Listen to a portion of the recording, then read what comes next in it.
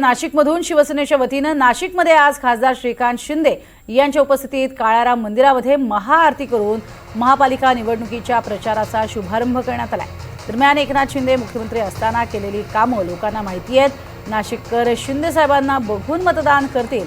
नाशिक महापालिकेवर शिवसेनेचा भगवा फडकेल असा विश्वास श्रीकांत शिंदे यांनी व्यक्त केला। एनडीटीव्ही मराठीशी त्यांनी बातचीत केली आणि त्यावेळेला त्यांनी हा विश्वास व्यक्त केला। सध्या श्रीकांत शिंदे हे नाशिकमध्ये आहेत। नाशिकमधला त्यांचा आजचा महत्त्वाचा दौरा। प्रचारामध्ये स्वतः खासदार श्रीकांत शिंदे उतरले आहेत। काळाराम मंदिरात दर्शन घेतल्यानंतर बाईक रॅली शहरभर काढली जाते। दादा, कसा प्रतिसाद दिसून येतोय? प्रतिसाद खूप चांगला आहे नाशिककरांचा। या नाशिकमध्ये याच्या अगोदर देखील नाशिककरांनी आशीर्वाद जो शिवसेना दिल्या नगर परिषदेमध्ये 5 नगरपालिकेच्या नगराध्यक्ष जे आहे निवडून दिलेले आहेत नाशिककरांनी। आणि आता या महानगरपालिकेमध्ये पण शिवसेनेचा महापौर जो आहे तो या महानगरपालिकेमध्ये बसेल।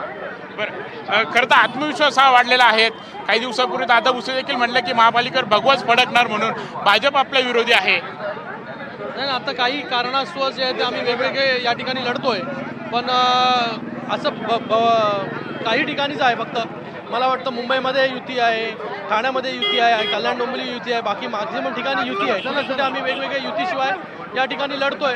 पण मला वाटतं सगळीकडे जो आहे लोकांचा प्रेम आशीर्वाद जो आहे शिवसेनेला मिळतोय आणि या महानगरपालिकेमध्ये पण मिळेल। दादा, अनेक ठिकाणी बंडखोरांचं मोठं आव्हान बघायला मिळतंय। नाशिकमध्ये की अनेक मला वाटत नाही, कारण की याच्या अगोदर देखील बंडखोर नगरपालिकेमध्ये उभे राहिले होते।